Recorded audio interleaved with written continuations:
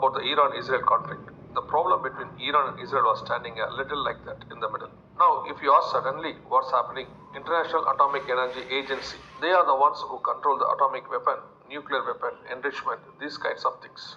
Recently, they gave a report. Iran has prepared almost 2,000 missiles to launch at the same time. This came in a private newspaper. Not only that, for the uranium given to them, they have done a lot of work for receiving uranium. Why uranium? For all countries, electricity is very important. We all know this. Everyone takes electricity in some way. As we know, they take it from water, they take it from air, they take it through windmills, many ways. Similarly, when this uranium is enriched, we can take electricity from it. But for this, all countries have a permission to enrich uranium for electricity. But if you enrich the same uranium a second time, you can turn it to an atomic weapon, that is a nuclear weapon. This is why they say IAEA exists to control this. Now, what report did they give? There were already many restrictions that Iran should not get all this. Recently, that restrictions was removed. Now from the uranium, they have taken 60% is ready to make a dangerous weapon. They have said, not only that, after this 12-day war, Iran has become a very powerful country. How? If you look, they put an agreement with Russia and China and bought all the weapons from them. Not only this, if you think that IAEA said all this, and if IAEA comes favors America or Israel, Iran says, we are not like before, now we are fully strong. They say, we are ready for an Israel attack at any moment. Pay attention. In one place, Israel, in another place in Iran. In Ezekiel 38:5, it says Persia. Next, if you look at Russia and China in this, in Ezekiel 38:2, Magog, Meshach, Tubal and chief of nations. If you see this concept, a team is forming like that. 50 years ago, if you look, they were on the opposite side. That is, Iran was also with America. Recently, 10 years ago, Israel even made an agreement with Russia. Now, if you look on this, it is exactly like Ezekiel 38 and 39. They say, be ready for a very big war, and all countries worldwide are getting ready. If a third world war begins, Israel must be the central object. Whether the starting object is Iran or Russia is very important. We have already looked at this lot, but this is a very big update. Next, if Iran and Israel start, Russia will be a very big supporter. There is no other opinion. Recently following this, another news Serbia said, we cannot buy oil from Russia. Now America has imposed a restriction. So now the oil they have is only enough for 50 days. If they do not buy oil, they will face a very big loss. If they go to Russia or if this restriction continues for many countries, the tax might hit up to 500%. Trump imposed this restriction. All this is forming a big team. A team supporting Russia and team opposing Russia. If the coming of crisis delayed, we will update you in the coming days. Next, we are going to discuss a very important thing. Revelation 6:15 to 16. If you read, and the kings of the earth and the great men with the rich men, the commanders, the mighty men, every slave and every free man hid themselves in the caves and the rocks of the mountains. If you ask what is this about, before this verse, a very big natural disaster happens. Revelation 6:12-14 says, behold, there was a great earthquake, and the sun became black as a sackcloth of hair, and the moon became like blood, and the stars of heaven fell into the earth, as a fig tree drops is laid fixed, and when it is shaken by the mighty wind. Then the sky receded as a scroll when it is rolled up, and every mountain and island was moved out of its place. If we observe, these are all the events that will happen along with the global warming. Now people speak a lot about global warming, solar tsunami and such. Now the symptoms, they say, matches us exactly. So what will happen to this time? Especially if you read the first word of a verse, Revelation 15 says, the kings of the earth, they will hide in the mountains and under the rocks. Why do we look at this? Today, are the kings of the earth.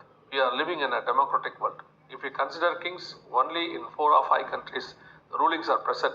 Mainly, we can say Saudi Arabia. They have strong holdings for this kind of ruling. Now in the United Kingdom also there is a king, Charles. But there is something called the House of Lords. They make a decision, pass a resolution, and then give it to the king. That is all. You can keep it in your mind like how we have the president and prime minister. But the full authority of governance is with the king. Only in 4 or 5 countries is like that. Now Saudi Arabia, Qatar, Bahrain, Brunei and some other countries operate like this. Today, number 1 among them is Saudi Arabia. Now Saudi Arabia is 3.7 million square kilometers in size. That means it's a huge place. The size I am talking about is not 3.7 feet but 3.7 million square kilometers. They have created a massive underground city that can connect the surrounding countries. They have built the city based on what they call the Grand Mosque. You know, Mecca, Medina, the place which is called as a holy site. Based on that grand mosque, they have built an entire underground city from below, almost up to the level where it can hold around 40,000 car parking spaces inside the city itself. Under the ground, there are hospitals and everything. Already, they have created something called the City of Neom. That too is going on. It's a very big project. This is another project. In this, the most important aspect is that they have created a huge underground city. Why is such an underground city being built? That is question now. There is so much land above in Saudi Arabia. All the major cities are near the sea. Whether it is Riyadh or Dammam or Jeddah, all the main cities are near the coast. If you look at the middle area, it is huge desert. They are not big cities there, only small desert villages. But why then do they need to build an underground city when they have plenty of land above? Why should they build below? That is the first question. And not only this, few episodes back I mentioned something. You might remember some of the biggest tech giants like OpenAI and also Mark Zuckerberg of Facebook also announced they are building underground cities. They said there is a reason for this. If you notice carefully, they said that whether it is a third world war or geopolitics or a pandemic, these underground settlements are built so they will not be affected. They openly announced that they have created a very important underground bunkers. Now a city is being built. The things written in the book of Revelation chapter 6 are happening right before our eyes. Revelation chapter 6 verses 8 talks about the third world war. We are moving accurately within the chapter 6. These prophecies are being fulfilled exactly before our eyes. As our the Lord, every prophecy is being fulfilled 100% before our eyes. There are still some things left. We will conclude as we discuss those.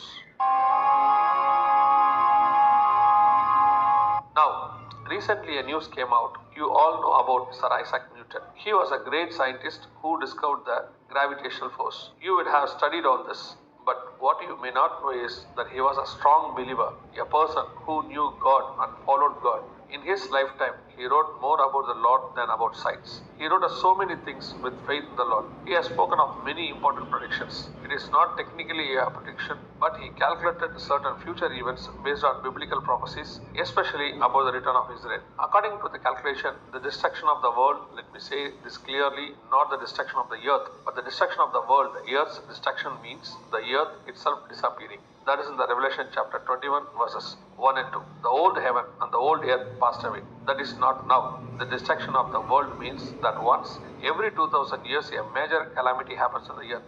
In Noah's time it's happened. When Jesus Christ came, a major scattering happened around the world. Now as 2000 years complete again, the same is being discussed. So he said there will be a major destruction or change in the world. A climatic shift, a food pattern shift, a lifestyle shift among people. During the coronavirus pandemic, we saw how people's life changed. Everything became online, digital, food habits changed, immunity levels changed.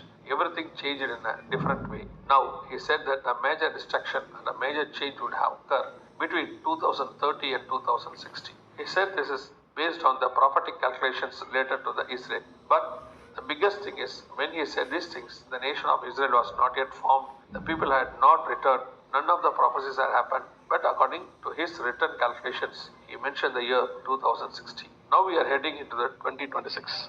That is why people are talking about this intensely. But I have always been confident about one thing. The day and the hour of the coming of the Christ is not known to anyone except the Father. Even the angels of the heaven do not know. So I do not want to follow dates of predictions. There are much such things, from Nostradamus to the death book of Egypt. Now many are talking about Wanga's predictions. There are so many predictions. We can think about all that. But for us, the biblical prophecies are the real standard. According to these prophecies, we have come into the very important generation. If it is God's will, our generation has a great possibility to witnessing the coming of the Lord. We do not know the exact day or time, but it looks more and more evident that this could happen in our generation. Isaac Newton's time frame also aligns with our period and our generation. That is why we are saying this. We are not saying we believe in it. Again, I repeat, we are not saying we believe in everything, but we are saying that we have spoken about this period. If it is God's will you meet you all in another episode. God bless you.